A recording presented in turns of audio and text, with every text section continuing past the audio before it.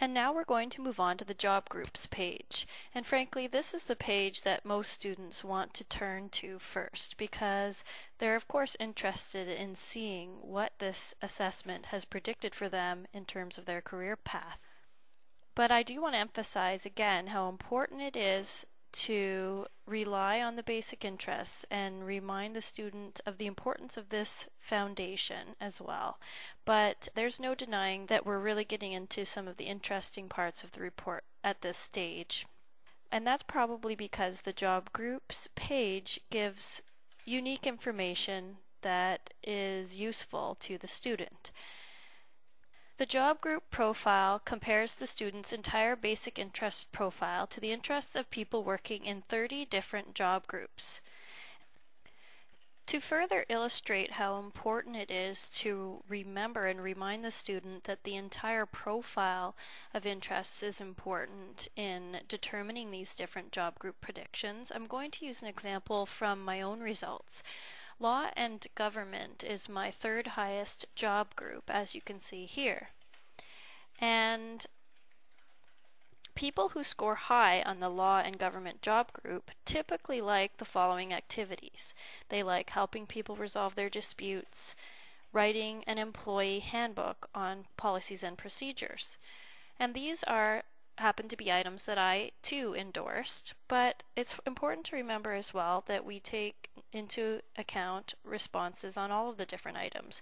So people who score high on law and government typically dislike creating dishware on a pottery wheel and other items related to the creative arts scale. And those are items that I also indicated dislike for.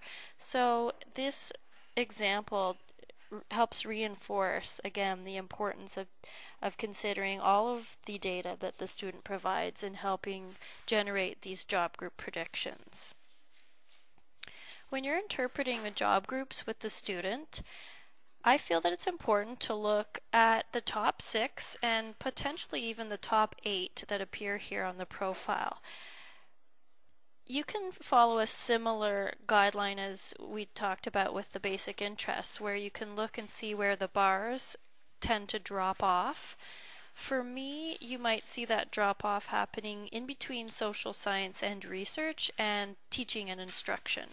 So you might want to focus for me on the top 5 here, but each individual is going to be different. Each profile is going to be different. So don't follow any specific rule of thumb for each case, but a guideline of 6 to 8 is probably helpful. And again, you'll want to at least take a quick look at the bottom job groups as well, because these areas can highlight careers that the student might want to avoid. So for me, you can see a lot of hands-on technical type jobs at the bottom that are not really things that I'm very interested in. And we're seeing some similar patterns as what we've already seen with a lot of the other pages of this report for me. You'll want to discuss with the student at this point what they feel their skills and abilities are and their aptitudes in some of these top areas. So for example, I've got a high score here on management and administration, and that's helpful for me to know, but there are of course some skills that you need to develop as you go through your career life cycle that can help you excel in this area. So it's important to this is a fairly straightforward example in that you are rarely able to enter a management role right away, but it does illustrate the importance of considering things like skills in determining the student's career path. If the student's job groups don't seem to match up with the scores they received on the basic interests, it's probably because they share some interests with people working in these jobs, but don't share the same overall pattern of interests. We've already talked about this again with the education groups, but it doesn't hurt to give another example that is specific to the job group's results. So why not continue with the similar science example that we already touched on? As we saw on my basic interest page, I like activities related to life science. However, on this job groups page that we're looking at right now, you can see that my entire profile does not appear to be similar to those of people working in this field. So the life science and research, although I did show some interest in the various activities related to this basic interest, the actual job group is I'm dissimilar to people working in this area.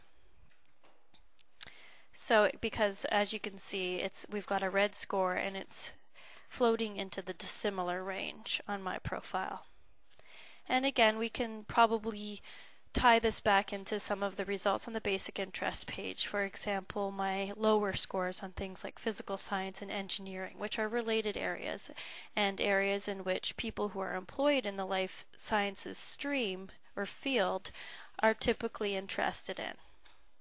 So again, the entire profile just didn't quite match up for me to have this as a top job group. This point is reinforced in the margin of the job groups page. So if you ever forget and don't have access to this webinar, the information is reinforced there for your convenience. Now we'll move on to explore my top 3 job groups in more detail.